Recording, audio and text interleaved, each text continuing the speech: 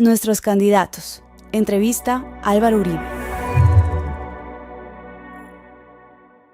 Mi saludo, compatriotas, saludo muy especial a quienes nos siguen en estas redes sociales. En este fin de año, el partido ha tomado la decisión de hacer unas entrevistas a nuestros precandidatos a la presidencia. En este espacio que lo hacemos de corazón, que se llama Aquí Amamos a Colombia. Hoy tenemos el gusto de estar con el senador Miguel Uribe. Senador, ¿usted cuántos años tiene? 38, presidente. Y cuéntenos de su experiencia académica. Yo lo recuerdo muy jovencito, cuando yo veía los desfiles de Solidaridad Colombia, que usted los encabezaba. Yo estaba con doña Nidia, su abuela. Pero quiero saber de una experiencia suya. A usted le tocó un periodo en la Universidad de Harvard que lo hizo con mucha dedicación, porque tenía que atender a Harvard y tenía que atender la campaña al Senado aquí. Pero también había un problema muy grave. Había una creencia ciega, furiosa, sobre el proceso de paz del 16 que fracasó. Cuéntenos de su experiencia académica y en particular de eso de la Universidad de Harvard. Presidente, primero déjeme saludar, un saludo especial a usted y a todos los colombianos que hoy nos acompañan. Es un honor poder tener esta conversación junto a usted y poder compartir algo de mi experiencia, mi formación, mi preparación y por supuesto las propuestas para el país. Como usted dice, tuve la oportunidad de estar en Harvard en el año 22, entre el año 21 y año 22, y eso se juntó con la campaña al Senado, pero tuve la oportunidad de dedicarle el tiempo necesario para la formación académica. Yo vengo de ser abogado de la Universidad de los Andes, después una maestría en políticas públicas y en Harvard culmino con una maestría en administración pública. Lo primero que le tengo que decir es que agradezco la oportunidad de haberme formado en el exterior, una oportunidad que deberían tener todos los colombianos y tenemos que promover que los colombianos puedan salir, formarse y volver a aplicar ese conocimiento. Lo segundo es que en Harvard efectivamente había una noción equivocada sobre el proceso de paz del 2016, pero le tengo que decir, como se lo dije en aquel momento, el reconocimiento a usted y a su gobierno es enorme. Recuerdo la experiencia de un amigo que venía de Libia, en África, que es impresionante. La primera pregunta que me hizo es si yo tenía algo que ver con el presidente Uribe, por mi apellido. Es impresionante la recordación, el reconocimiento que tiene usted en Harvard y a nivel internacional. Y eso para mí era un motivo de honor contar que estaba no solo trabajando con usted, sino además aspirando al Senado por su partido. Pero fue muy importante para usted tener que atender la campaña del Senado y simultáneamente la carga académica de Harvard. Y me imagino que difícil también porque en ese momento allí había un gran apoyo a ese proceso de paz del cual nosotros éramos opositores. Mucho, mucho, porque además, déjeme contarle, esto no lo he dicho mucho, pero todas mis notas, todas mis materias quedaron en A. Es decir, realmente ese fue un gran orgullo, lo celebré. Que veo la votación del Senado también fue en A. Total, así es. Tuvimos la primera votación al Senado y todas las materias quedaron. Aquí no vamos a hacer comparaciones. Una votación muy alta, una votación muy alta. Muy bien, pero la verdad es que fue un periodo muy emocionante y recuerdo mucho conversaciones con usted. En aquel momento nos compartíamos unos correos electrónicos donde yo le hacía referencia a usted lo que se decía en la universidad sobre el proceso y yo aquí tengo que hacer varias anotaciones. Una profesora que usted conoció, que le presenté, la profesora Hong, en su clase de negociación nos presentaba el proceso de paz con las FARC como un caso exitoso de negociación. Y recuerdo en esa clase levantando la mano, contando la realidad de lo que fue ese proceso de paz. Y era impresionante la manera en la que iba cambiando el tono de la clase a medida que íbamos contando. Primero, por primera vez, yo creo que es difícil encontrar un caso en el mundo que pase lo mismo, se desconoció la voluntad popular con el plebiscito, por ejemplo. Y ahí hay una falla de negociación de doble nivel, porque los grupos negociadores negocian entre las partes, pero cada grupo negociador tiene grupos de interés a los que tiene que transmitir de alguna manera esa negociación. En Colombia falló, ese gobierno falló haciendo eso. Segundo, se igualó al grupo terrorista a las Fuerzas Armadas que los derrotaron. Yo decía en aquel momento que eso es como si en los juicios de Nuremberg, presidente, usted estuviera juzgando con el mismo parámetro a las fuerzas de los aliados con la fuerza de los nazis, con el ejército de los nazis. Pero además, un tema central es que usted en su gobierno logró generar un desequilibrio de poder en donde el gobierno, el Estado colombiano tenía una relevancia mayor que las FARC, obviamente estaban derrotados militarmente, pero el proceso de las FARC, de la negociación, permitió equilibrar ese poder y darle más margen de maniobra a las FARC. Y eso lleva además a que hay un tema central en negociación y es que hay líneas rojas, hay innegociables y mucho más cuando usted tiene de alguna manera una posición dominante y mucho más en estos casos. Y yo les contaba que cómo no iban a haber negociado si para el gobierno de aquel entonces no había innegociables, lo cedieron todo, el narcotráfico, las víctimas, la reparación, la participación política, la impunidad. Es decir, ¿cómo no iban a cerrar ese acuerdo? Entonces, les terminé diciendo, el éxito del acuerdo no fue haber cerrado el acuerdo, porque eso fue muy fácil al haberlo negociado todo por parte del gobierno, haber entregado todo. El problema son los efectos. Y ya en el 2022, cuando yo estaba estudiando en Harvard, llevábamos 4 años donde se mostraba el crecimiento en aquel momento de los grupos criminales, particularmente de disidencias FARC y narcotráfico. Y hoy, pues como usted sabe y todos los colombianos saben, todavía es peor, porque de alguna manera la gran lección de ese acuerdo es que la impunidad no lleva a la paz. Y es lo que hoy estamos viendo con la farsa de la paz total. Y por eso el crecimiento inaudito de grupos criminales. Hoy más de 400 municipios tomados por el Clan del Golfo, ELN y FARC, casi 300.000 hectáreas de coca. Es decir, todos esos problemas de inseguridad casi que nos están devolviendo en el tiempo a lo peor de la violencia cuando usted le tocó asumir la presidencia por cuenta de la impunidad. Más adelante nos cuenta, usted que es una persona tan joven, esa preocupación que tenemos por el microtráfico, la afectación de la juventud. Este año yo tuve la oportunidad de ver a su profesora allá y explicarle los resultados. Senador, un problema que sectores de opinión señalan muchas veces es que actores de la política viven muy desconectados de las necesidades de inversión del sector privado o de lo que el sector privado necesita para invertir. Y viven también muy desconectados de las angustias de la clase media y de los dolores de los pobres. ¿Usted qué experiencias ha tenido, personales o en los suyos, de generación de empleo que le permitan conocer directamente esos fenómenos? Presidente, yo creo que el tema central de la desconfianza de los ciudadanos hacia la política es la desconexión precisamente de los políticos con la realidad, como usted bien lo recoge. Pero además, la desconexión entre los políticos y el mundo real genera pérdida de credibilidad, pérdida de confianza, como ya lo dije, genera ineficiencia en la toma de decisiones, dificulta los procesos políticos, pero además profundiza pues, los conflictos sociales, porque evidentemente hay aislamiento, hay políticos que no reflejan pues la voluntad de los ciudadanos. Y mi vida ha sido una vida que, gracias a Dios, ha tenido una serie de oportunidades, pero he tenido la oportunidad de vivir una vida como la inmensa mayoría de los colombianos. Desde el punto de vista de la generación de empleo, iniciativa privada, tengo la fortuna de tener una familia emprendedora y empresaria. Usted la conoce, son antioqueños, mi familia Uribe Chavarría es una familia que le dedicó su vida a la empresa en Antioquia. Mi papá toda la vida me enseñó el valor del trabajo y que el éxito se consigue con trabajo y esfuerzo. Y en esas empresas tuve la oportunidad de trabajar desde los 14, 15 años, en donde estuve vinculado casi hasta los 24 años cuando llegué al Consejo de Bogotá.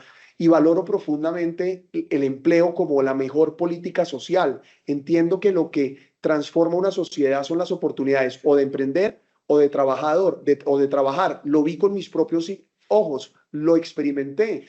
Podríamos decir que usted es sensible a los reclamos de los empresarios que dicen con estas reformas nos quitan la confianza para invertir en Colombia? Claro, es que yo entiendo lo difícil que es hacer empresa, entiendo lo difícil que es mantener la empresa, crecer la empresa, pero además valoro profundamente porque lo he visto el desempeño social de las empresas. Y hay un tema central, presidente, y es que sin iniciativa privada no hay política social. Nosotros necesitamos que haya empresarios y emprendedores para pagar impuestos, para que se financien los programas sociales y a su vez se genere empleo.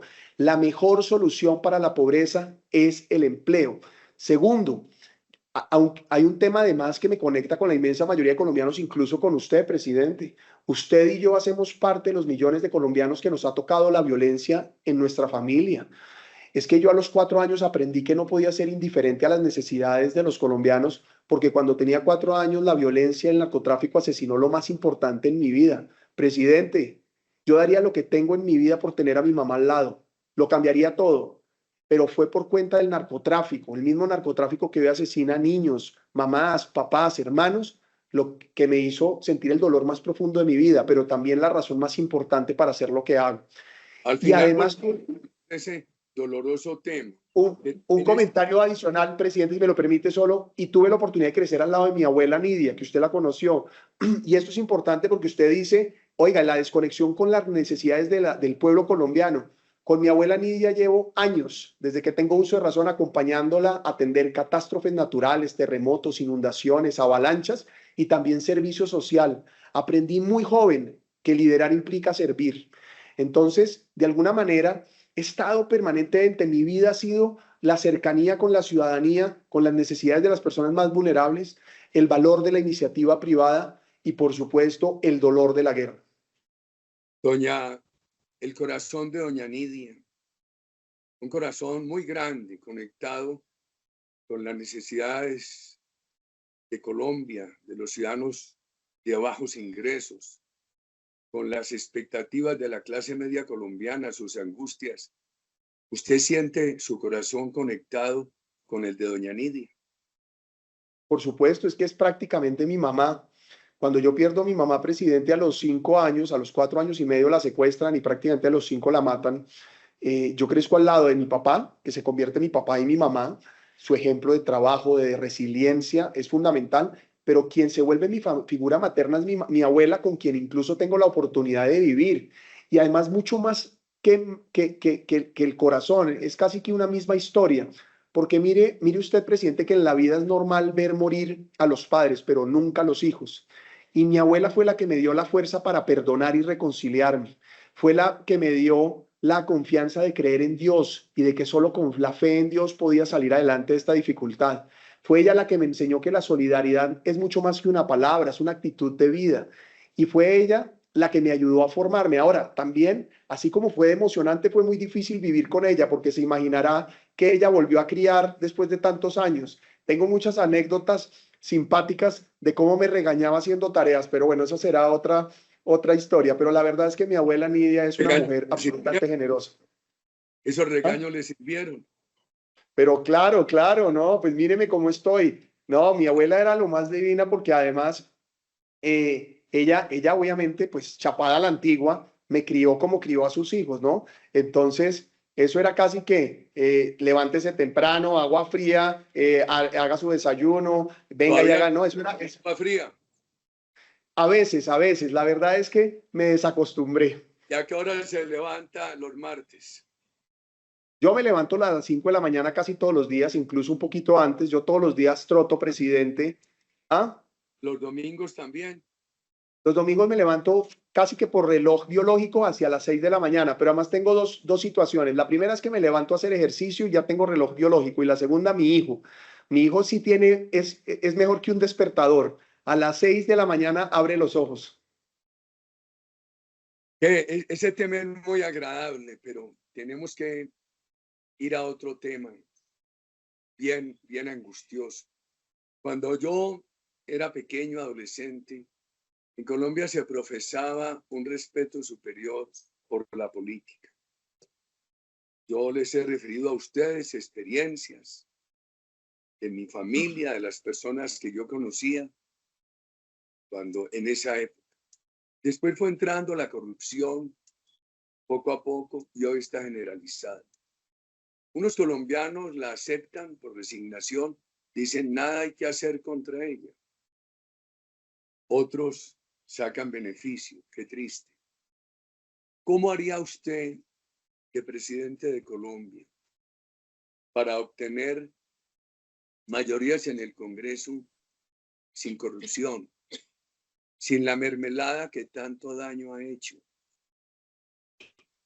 sin los contratos de servicios personales a personas que no lo merecen? ¿Cómo vincula la credibilidad popular de un gobierno con la aprobación de las leyes? ¿Y usted qué experiencia tiene en financiación de campañas? Porque qué dolores los que tiene Colombia en esto, Odebrecht, las acusaciones que hay ahora contra el actual gobierno. ¿Cómo tramitaría usted las leyes, senador, sin mermelada? Presidente, lo primero es que es precisamente, o son precisamente esas prácticas corruptas las que queremos vencer, pero las que hicieron además que yo entrara a la política. Cuando yo comencé en la política hace casi 14 años o 15, acababa de explotar el carrusel de la contratación en Bogotá, en cabeza de Samuel Moreno, y tomé la decisión de ser concejal de Bogotá precisamente porque estoy convencido que uno sí puede ser político y decente. Aprendí en lo más profundo de mi vida a no negociar valores y principios. Usted de pronto lo recuerda, cuando a mi mamá la secuestraron y le exigían para su liberación que mi abuelo presionara para la no extradición. Mi mamá escribió una carta, presidente, diciéndole a mi abuelo: papá, como siempre me has enseñado, nunca pondremos los intereses de la familia por encima de los intereses del país. Es decir, prácticamente rechazaron esa extorsión, ese chantaje y la mataron. Conclusión, aprendí que uno no negocia principios, presidente. Así he actuado con absoluta rectitud toda mi vida.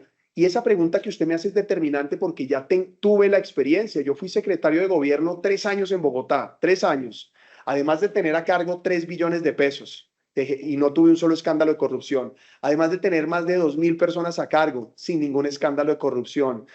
Fui alcalde encargado más de 25 veces en Bogotá, fui encargado de todos los temas de seguridad y convivencia durante meses y derechos humanos, todo el tema de relacionamiento social y convivencia social. Y entre todo eso, también la relación con el Consejo. Presidente, si mal no recuerdo, aprobamos prácticamente todos menos un proyecto de acuerdo, un acuerdo que presentó el gobierno. Es decir, aprobamos todos menos uno, sin un solo escándalo de corrupción, sin escándalos de mermelada, sin escándalos de clientelismo, sin escándalos de corrupción. ¿Y cómo lo hicimos? Primero, dándole reconocimiento a los actores políticos. Es decir, aquí hay un malentendimiento. Aquí creen que es que esto funciona como una transacción económica. Yo te pido, tú me das, yo te doy, y eso no es así. Esa fue la práctica corrupta de la mermelada, pero la política ha sido construcción de causas, de acuerdos.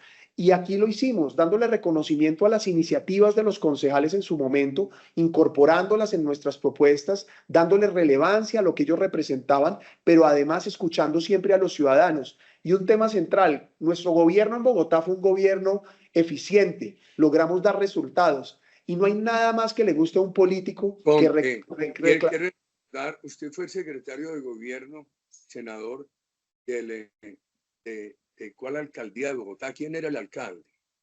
Enrique Peñalosa, presidente. Trabajé con Enrique Peñalosa 3 años, que ha sido quien transformó Bogotá ya en 2 oportunidades. Solo en nuestro periodo en el que yo participé dejamos más de 5.000 obras andando, insisto.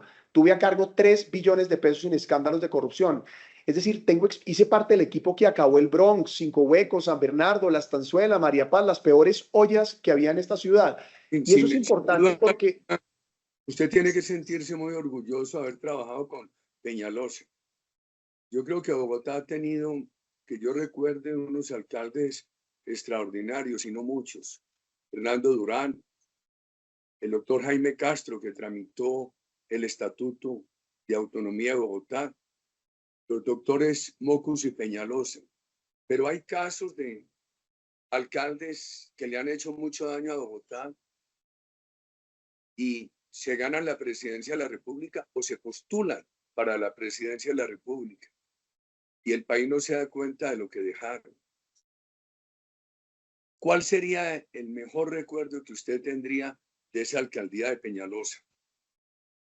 ¿Cuántos Para años mí, tenía usted cuando asumió esa secretaría de gobierno? 29 años, presidente. Fui secretario de gobierno de 29 años, salí de 32 y le insisto, todo lo que hicimos no solamente fue bien reconocido, sino exitoso, porque además a propósito de la edad, presidente, la edad no es un obstáculo y mucho menos cuando viene acompañada de formación, de preparación y de experiencia. No La solo mi historia de dificultad vida. es mezclar juventud y buen juicio. Correcto, correcto. La fuerza de la juventud con el buen juicio de la experiencia y también es buscar aprender, rodearse bien. Una de las cosas que aprendí trabajando con Enrique Peñalosa es es la necesidad de tener buenos equipos, equipos de alto rendimiento. Un solo dirigente no hace una transformación, necesita equipos de alto rendimiento. Como presidente voy a tener al mejor equipo, pero además hago una cuña. Yo tengo dos muy buenos mentores, a Enrique Peñalosa y a Álvaro Uribe. Es una combinación infalible, presidente. Senador, yo he hecho una simplificación. Es posible que sea incompleta. Una simplificación sobre gobernabilidad. Hay una gobernabilidad que abre caminos de corrupción, finalmente dañina, que desconecta a las instituciones de la opinión pública, que es tener incidencia en un gobierno, en un Congreso, desde el Ejecutivo, por contratos, por mermelada. La otra, porque haya un Congreso respetable y un gobierno tan querido y tan respetado en la opinión pública, que eso incida en la gobernabilidad del Ejecutivo sobre el Congreso. ¿Usted cree que es posible tener un gobierno tan bien recibido, tan bien apoyado, que reciba tanto afecto de la opinión pública, que eso facilite la gobernabilidad sobre el Congreso? Claro, presidente, pero además fue lo que usted vivió. Así gobernó usted. Con el reconocimiento de los ciudadanos, logró usted impulsar las iniciativas en el Congreso. Fue lo que hicimos de alguna manera en la alcaldía, como le contaba como secretario de gobierno, al transformar la ciudad y llegar con tantas obras a sectores que nunca habían recibido esta inversión, los mismos concejales de alguna manera gozaban también del reconocimiento de ser aliados del gobierno en todo ese proceso de transformación. Y eso ayudaba a que a ese reconocimiento popular ciudadano impulsara o permitiera tener capital político, si se quiere, para impulsar los acuerdos en el caso de ¿Lo Bogotá o las practicable leyes. el gobierno nacional? ¿Cómo, perdón? ¿Lo ve practicable en el gobierno nacional?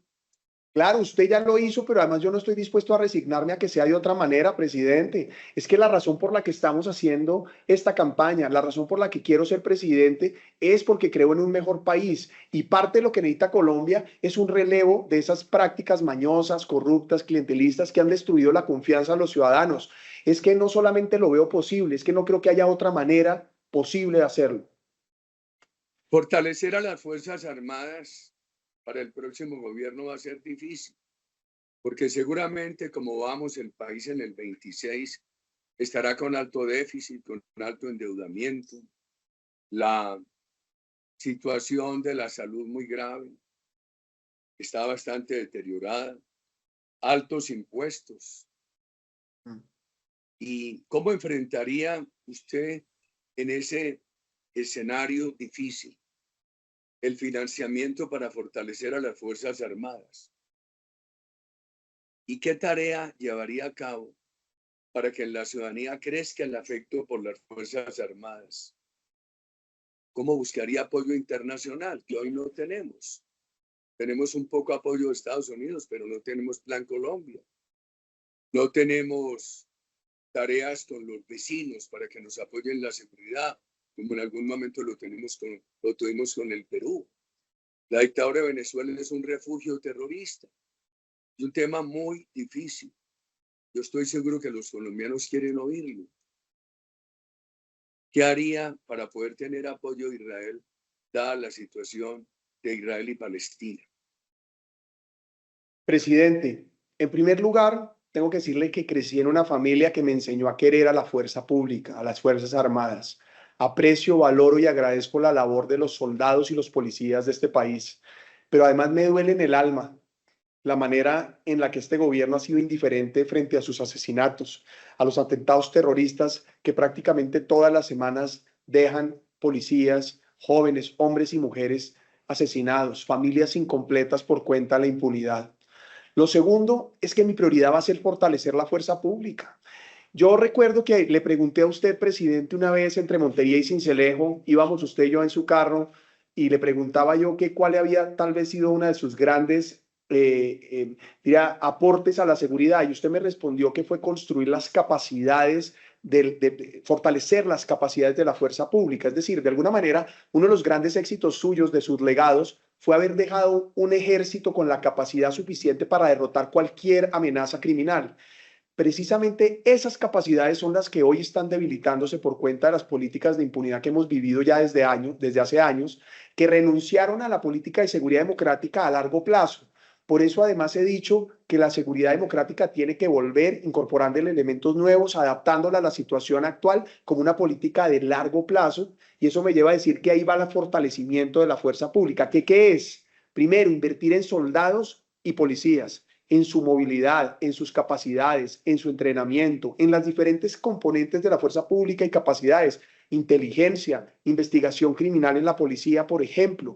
Vamos a reincorporar a los mejores hombres y mujeres que este gobierno sacó por persecución sin afectar la carrera de los activos. Voy a promover la incorporación de nuevos soldados regulares, pero además pensando en el futuro de esos muchachos, en donde un año van a prestar el servicio y los últimos 6 meses van a formarse de manera técnica, y le vamos a dar incentivos tributarios a los empresarios para que se promueva la empleabilidad de estos soldados regulares, de tal manera que el ejército no solamente se vea fundamental para recuperar la seguridad, sino además como un mecanismo real, no solo de movilidad social, sino de proyecto de vida exitoso. Y además vamos a invertir particularmente en helicópteros. Usted más que nadie Pero sabe que en la geografía colombiana, sí, es muy claro eso. La gran preocupación que yo le transmito y que se la oigo a la ciudadanía, ¿cómo se hace esa inversión en un gobierno que va a encontrar un déficit correcto. entre el 5 y el 6%, un alto endeudamiento? Además, un gobierno bien como una herencia de un gobierno prácticamente aislado en materia de seguridad de la comunidad internacional, porque Venezuela es un albergue terrorista. El apoyo de los Estados Unidos a la droga se ha reducido mucho. No hay Plan Colombia, no está Israel. ¿Cómo haría usted para financiar todo eso que se requiere con ese déficit y con estas circunstancias? Lo primero es que una política de seguridad tiene que ir de la mano de una política de reducción del tamaño burocrático del Estado. De alguna manera, plata Colombia tiene. El problema es que hay derroche y hay corrupción, hay ineficiencia. Entonces, si nosotros tomamos decisiones fiscales apropiadas, liberaremos cupo para invertir en seguridad. Primer punto. Segundo, claro que vamos a trabajar con el gobierno de Estados Unidos. Hay que celebrar que Marco Rubio va a ser el secretario del Estado. Marco Rubio, como usted sabe, tiene de alguna manera un vínculo con Colombia a través de su esposa, ha seguido de cerca el desempeño de lo que ha sucedido en Venezuela, Cuba, Nicaragua y Colombia, sabe la amenaza que representa el socialismo del siglo XXI y el Foro de Sao Paulo, y vamos a trabajar para recuperar, para hacer un nuevo Plan Colombia. Mi prioridad desde el primer día que gane las elecciones, con el canciller que vamos a designar, es recuperar el Plan Colombia. Incluso, presidente, hace 2 meses o 3 estuve con Mario Díaz Balar, un congresista republicano, presidente de la Comisión de Apropiaciones de la Cámara de Representantes de los Estados Unidos, hablando de este tema, porque desde ya estamos construyendo los vínculos internacionales necesarios para hacerlo. Y frente a Israel, el 7 de agosto vamos a restablecer las relaciones con Israel. El apoyo de Israel en materia de inteligencia, seguridad, contrainteligencia, tecnología, todo el desarrollo de los fusiles Galil y mucho más son centrales. Ahora usted me pregunta qué voy a hacer en el marco de ese conflicto. Yo le tengo que decir, a mí me duele tanto la muerte de una persona del pueblo de Israel como del pueblo de Palestina. Lo cierto es que es evidente que hay que derrotar el terrorismo mundial y desafortunadamente jamás con otro tipo de organizaciones han venido infundando el terror, no solo en el Medio Oriente, sino una práctica que evidentemente en Colombia también hemos vivido. Pero finalmente, no vamos a descansar hasta lograr la inversión necesaria en seguridad. Yo estimo que la inversión debe estar alrededor del 4.2-4.3% del Producto Interno Bruto en materia de seguridad. Esa inversión constante durante 4 años, creemos nosotros que nos va a dar la oportunidad de restablecer las capacidades del ejército y policía a un nivel similar al que usted las tenía y nos va a permitir contener la criminalidad y retomar las operaciones ofensivas, que además lo hemos hecho de una materia, ya estamos haciendo el plan en qué enclaves productivos industriales de coca y narcotráfico, por ejemplo, intervenir desde el primer día, por ejemplo, retomando el glifosato o la aspersión, con tecnología de punta, drones, goteo de precisión, es decir, donde no hay economías campesinas, poder utilizar este tipo de herramientas.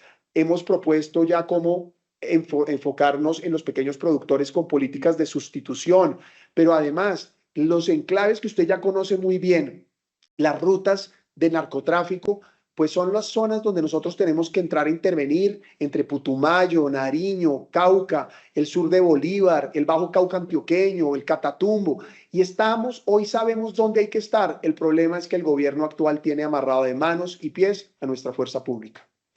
Hay un tema que habrá que pensar.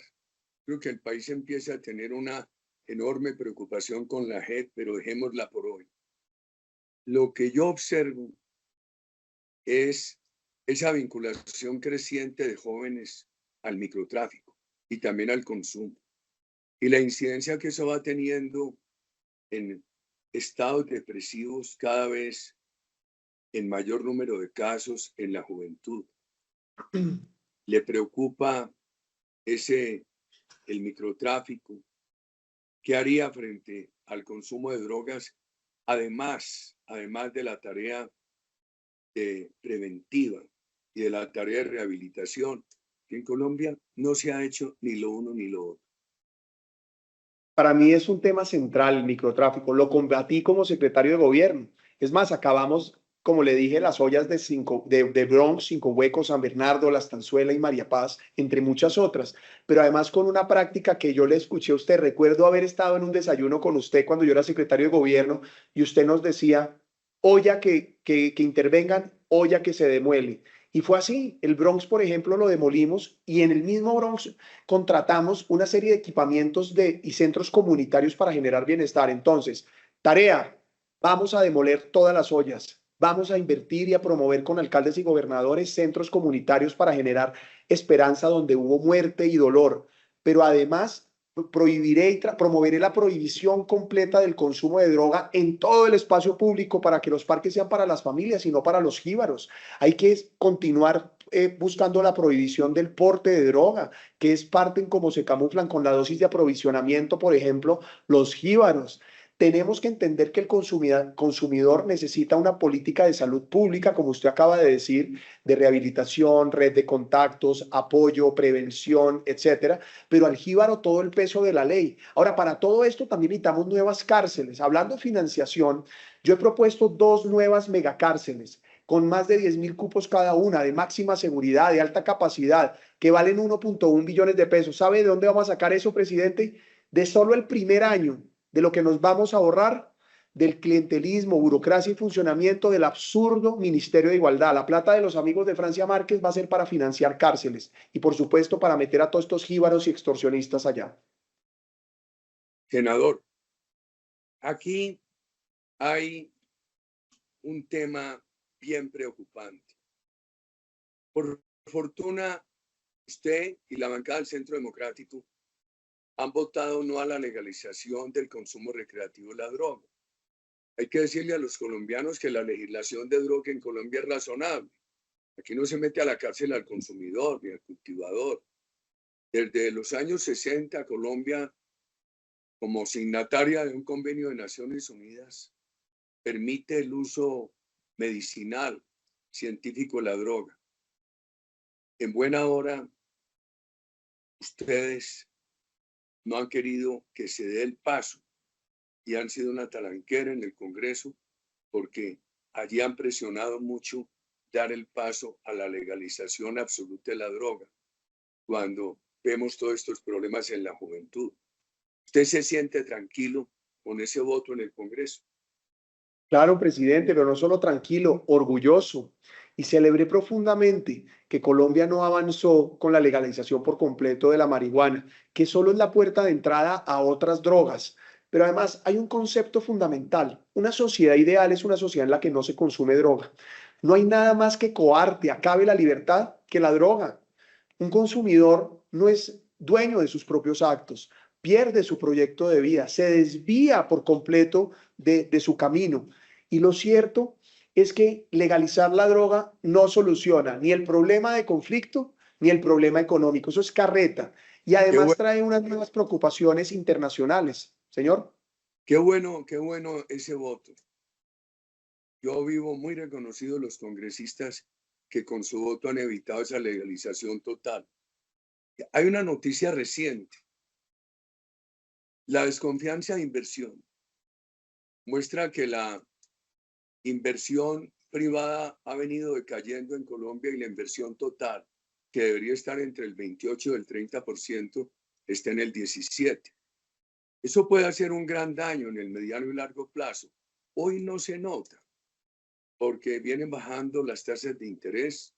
El país va a vender este año más de 800.000 motos. La cosecha de café le da al país alrededor de 12 billones de pesos. Ese es un dinero que se mueve en el consumo. 12.000 millones de dólares de remesas, más o menos 56 billones. Aquí hay dos economías. Una economía por estas bonanzas, como la bonanza del oro, y la otra economía al mediano plazo en caída, en picada. ¿Usted cómo reconstruiría la confianza del sector privado para invertir en Colombia? ¿Y qué haría en la educación para promover una educación que le permita a los jóvenes trabajar y emprender? ¿Y cómo buscaría para ellos recursos de emprendimiento? Presidente, para que haya inversión debe haber confianza. Y para que haya confianza tiene que haber seguridad. Seguridad física, de la que ya hablamos, orden público, seguridad jurídica, reglas de juego claras, y seguridad política, estabilidad institucional. Esa seguridad es la que genera confianza, confianza que permite que haya inversión. Colombia y el mundo necesitan solo pequeñas señales para que vuelvan a invertir en el país. Este país en materia de seguridad va a estar muy parecido en el 2026 al que usted recibió en el 2022, pero vamos a tener un tejido productivo mucho mayor. Una diferencia que tengo que ser yo muy cuidadoso. Mi antecesor, el presidente Pastrana, era un hombre pro empresa privada. Correcto. Y Plan Colombia, ¿no? Tenía usted el Plan Colombia. Va a encontrar un legado y un gobierno hostil a la empresa privada. Perdóneme esa interrupción, pero me sentía en la obligación patriótica de hacerle ese reconocimiento al presidente Pastrana. Claro, pero una gran diferencia entre el 2002 y 2026, además de un presidente que persigue la iniciativa privada, es que sí hay un tejido productivo mucho más grande que el que había en el 2002. Es decir, producto de su política de seguridad democrática, de confianza inversionista, lo que sí generó es que creció el tejido productivo en Colombia. ¿Por qué hago esa mención? Porque con seguridad física, seguridad política y seguridad jurídica va a haber señales de confianza que van a detonar ese sector productivo. Segundo, vamos a mover las palancas de los sectores que atraen inversión rápidamente. Sector de hidrocarburos, por ejemplo, es un sector que está listo para invertir. Hace 10 años, cuando usted salía de la presidencia, se exploraban en promedio entre 120 y 130 pozos al año. Hoy hay una exploración entre 14 y 19 pozos al año. Si nosotros detonamos la exploración de hidrocarburos, vamos a tener una posibilidad enorme de atraer inversión. ¿Sabe usted que la inversión que mueve este sector es gigantesca?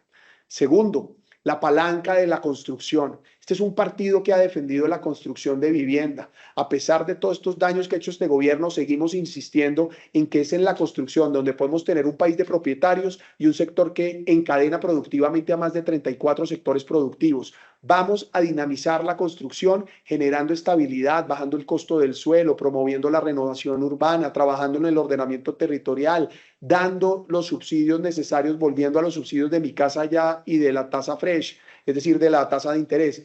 Tercera palanca, infraestructura. Y hay que pensar que no todo esto es gasto público, esto también es modelos de alianzas público-privadas bien reconocidos y evaluados en el mundo entero. Entonces, esas palancas van a ser centrales. Y vamos a buscar esquemas, por ejemplo, de contratos de estabilidad. Cuando al mismo tiempo habrá que bajar impuestos. Claro, contratos de estabilidad y mayor competitividad tributaria. No solamente bajar impuestos, sino lo que vamos a buscar es que haya un estímulo para aumentar la torta. Aquí hay una mala concepción y es que quienes hoy gobiernan lo que están haciendo es empobreciendo al país. ¿Por qué el comunismo y el socialismo no funcionan? Porque para que funcionen tiene que haber riqueza, pero al mismo tiempo destruyen riqueza. Entonces eso es lo que lleva al fracaso absoluto de las prácticas que hoy gobiernan Colombia. Nosotros tenemos que aumentar el crecimiento económico y un mensaje frente a la inversión, presidente. Hoy está en el 17%, pero además está 15% menos que en la etapa de prepandemia del 2019. Es decir, el hueco que está generando este gobierno para el crecimiento futuro, casi que a mediano y a largo plazo, es enorme. Entonces hay que estimular la inversión que ha caído dramáticamente y que no se ve, como usted dice, por la bonanza cafetera, por las remesas que hoy vienen, ¿no? Más de 6.800 millones de dólares entre enero y julio. Del Banco Central que se completará esa cifra antes del 31. Imagínense, remesas y la economía ilegal del narcotráfico. Entonces no se siente todavía. Y el oro, pero el oro, senador. El costo, sí, la onza Troy.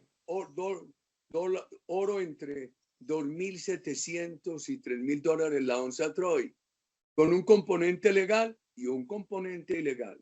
Por supuesto. Pero, aquí estas bonanzas tienen un tema que le están tapando al gobierno la realidad negativa que el gobierno ha creado. Segundo, parte de estas bonanzas son legales. ¿Cómo se va a poner uno a las remesas, a la bonanza cafetera? Pero el tema de la minería ilegal y el narcotráfico, muy grave. Pero usted se metió ya en un tema muy importante, que es el tema energético. Nos dijo qué piensa hacer en eso. ¿Qué ha pensado? El país tiene el riesgo de un apagón. Tiene la necesidad de luchar por la transición energética. No puede dejar acabar los hidrocarburos. Ya que usted introdujo el tema, ¿cómo sería su política de energía? Y nos quedó viendo un tema para que lo agregue, si lo tiene a bien posteriormente. ¿Qué cambio hacer en la educación y cómo facilitarle a los jóvenes el trabajo que ellos necesitan y al mismo tiempo el emprendimiento? Energía, educación, emprendimiento. Presidente, para cerrar el tema entonces pasado entre educación y emprendimiento, un país próspero, un país viable, es un país donde cualquier persona puede o trabajar o emprender. Y para eso necesitamos una nueva formación técnica que permite la cualificación por ciclos e incluso dual entre trabajo y formación, como lo hacen los países desarrollados. Ya incluso la bancada del Centro Democrático presentó, y lo hicimos este semestre, un proyecto para fortalecer la educación técnica, porque hoy tenemos un cuello de botella en la educación técnica. Todo aquel que comienza en los técnicos vocacionales para seguir cualificándose tiene que irse a la formación universitaria, lo que además es contradictorio porque pasan de una educación del saber hacer, de competencias, a una educación generalista.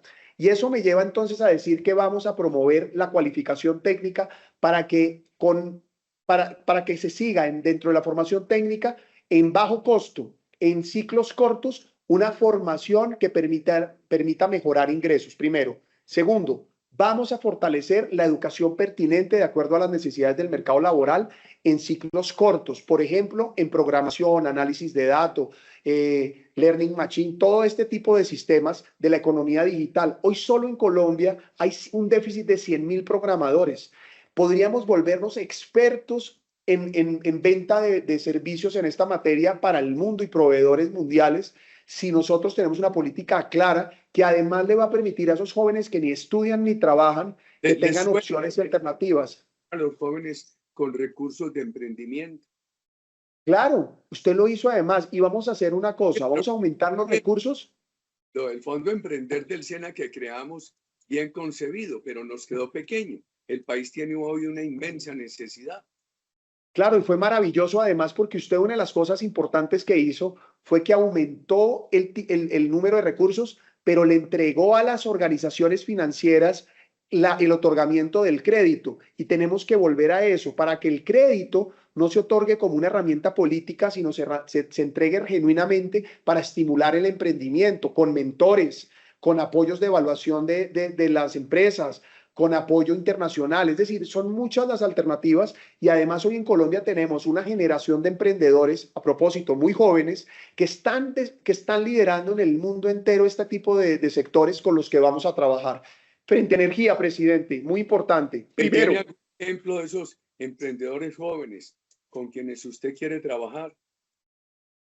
bueno, no, tenemos el creador del banco más importante de Latinoamérica prácticamente, que es Nu, que es David Vélez, Simón Borrero y todo lo que implica Rappi, Mauricio Hoyos, que tiene una serie de emprendimientos. Son personas que están revolucionando el emprendimiento nacional, que ya compiten a talla internacional. Ese es el tipo de emprendedores que necesitamos, porque aquí hay dos tipos de emprendimiento, presidente. Los emprendimientos de alto impacto, que son estos que acabo de mencionar, o los emprendimientos sociales que son fundamentales para la economía familiar, que también vamos a financiar porque son fundamentales. Esa es la mujer. Por ejemplo, hace poco estuve en San Bernardo de Asís, en Cartagena, con una comunidad muy popular y había una señora que me decía, mire, si yo tuviera la plata para ir a la plaza de mercado, comprar los ingredientes y hacer 30 almuerzos diarios, yo con eso soy capaz de vivir, sacar adelante a mi familia y poder pagar mis necesidades básicas. Pero necesita que alguien la acompañe en ese proceso, tener los recursos y que no la asfixie el gota a gota, porque el problema aquí va, el emprendimiento va pegado de la financiación, créditos condonables a bajas de tasas de interés que por definición tienen que acabar el gota a gota, que es lo que termina asfixiando a muchas de estas comunidades. Escucharlo sobre el tamaño del Estado es alarmante. Hemos llegado a un Estado que absorbe hoy el 30% del PIB, un crecimiento en gastos de funcionamiento del 54, 60%. Y oírlo, que es lo más frustrante y lo más gratificante de su paso por el Congreso. Y háblanos de su familia, esa familia tan bella que tiene, y solamente háblenos de estos temitas. Y yo le haría solamente una pregunta al final muy corta. Vamos a procurar terminar en los 50 minutos. Presidente, para redondear el tema de energía, hoy la peor transición energética es quedarnos sin energía. Y si bien tenemos que continuar la transición energética, tenemos que garantizar la soberanía y la confiabilidad energética. Para eso vamos a llegar a hacer subastas de reconfiguración para asignarle mayores cargos de confiabilidad a las térmicas, para poder tener un plan de choque inmediato.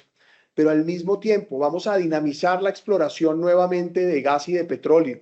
Hoy, por ejemplo, en la cuenca de Cesar, del Valle Inferior de Magdalena, entre otros. Pero además vamos a apostarle a sacar rápido los proyectos que están atascados en La Guajira porque no se ha podido construir la línea colectora. Yo mismo me voy a personar de las consultas previas, que además de hacer una modificación para facilitarlas y de los licenciamientos ambientales que tienen que ser mucho más expeditos, vamos a sacar las consultas previas que hoy están deteniendo esa entrada de casi 3.3 gigabytes. ¿Cómo, perdón?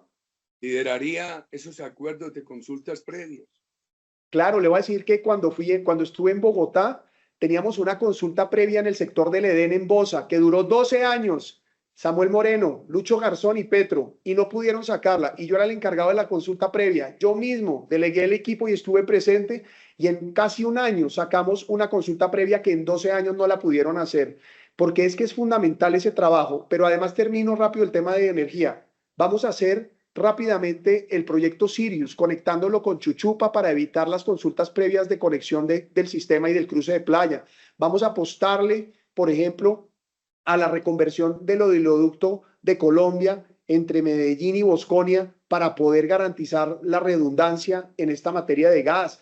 Bueno, es decir, son muchos los proyectos concretos, obviamente fortaleciendo la minería legal, atacando la ilegal, fortaleciendo los hidrocarburos, Ecopetrol, sacar a todos estos bandidos, retomar los negocios con Oxy, por ejemplo, fundamentales en el Permian, y volver a... ¿O reduciría el tamaño del Estado? Y eso va a llevar a fortalecer todo este sector. Frente al tamaño del Estado, también tengo que decir que ya lo hice cuando fui secretario de gobierno, recibí más de 2.000 contratistas, óigase bien, 2.000 contratistas, y dejé 600. Hicimos más y mejor con menos, porque nosotros creemos en un Estado burocrático austero, pero en un Estado gigante en lo social. La plata de la burocracia debe ser destinada para los impactos sociales. Segundo, creo profundamente que hay que reducir todos los gastos innecesarios, que son muchas veces gastos invisibles. Por ejemplo, con Daniel Briceño hemos visto en Bogotá todos esos gastos innecesarios que en el gobierno de Claudia López se hacían. Y si nosotros tenemos una política, ojo, de austeridad, que va pegada de la mano de una política de eficiencia y que va pegada a una política de transparencia, sin duda vamos a poder tener recursos para destinarlos en seguridad, educación, salud, etcétera. Pero va a ser una prioridad por... 2-3 minuticos. ¿Qué es lo más gratificante y lo más frustrante de su experiencia parlamentaria? Ayúdeme, muy breve, porque le he preguntado mucho, el tiempo es corto y quiero enseguida los 2 temitas finales. Lo más gratificante, hacer parte del Centro Democrático. El Centro Democrático es el único partido que arrancó sin dudas en la oposición a este gobierno. Hemos sido absolutamente coherentes y metódicos en una oposición que lo que pretende es evitar el daño de Gustavo Petro, pero construir un mejor país. Lo más frustrante, ver la corrupción. Es asqueante, indignante la manera en la que se negocian los recursos públicos para comprar apoyos en favor a este gobierno. Y por supuesto, genera impotencia ver cómo algunos aliados del gobierno, a pesar del daño que saben que están haciendo, acompañan unas iniciativas de Gustavo Petro fundamentadas en caprichos ideológicos y en la lucha de clases.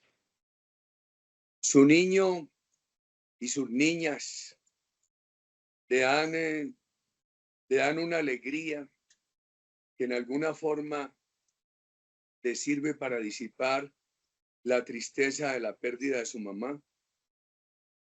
Por supuesto, presidente, son mi mayor fuerza al día de hoy, pero además mi mayor compromiso es dejarles un mejor país y construir para vivir hoy de manera tranquila.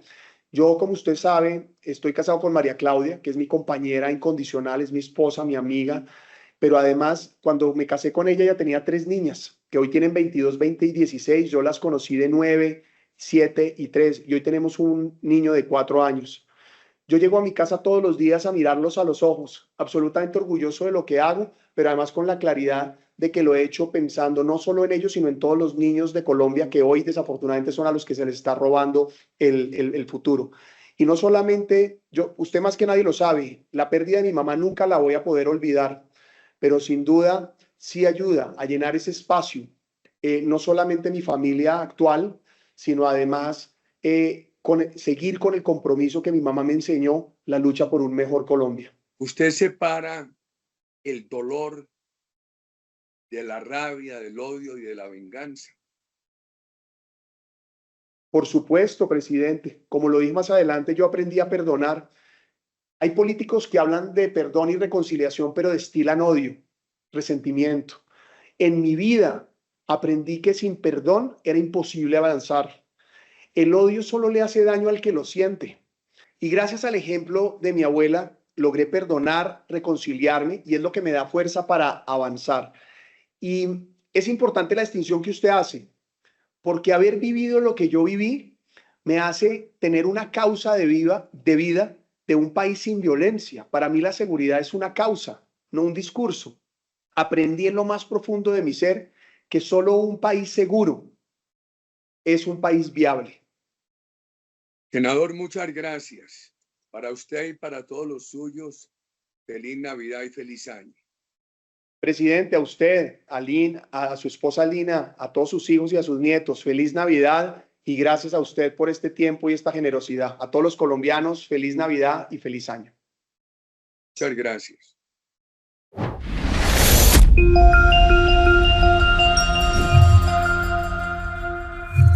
Aquí amamos a Colombia.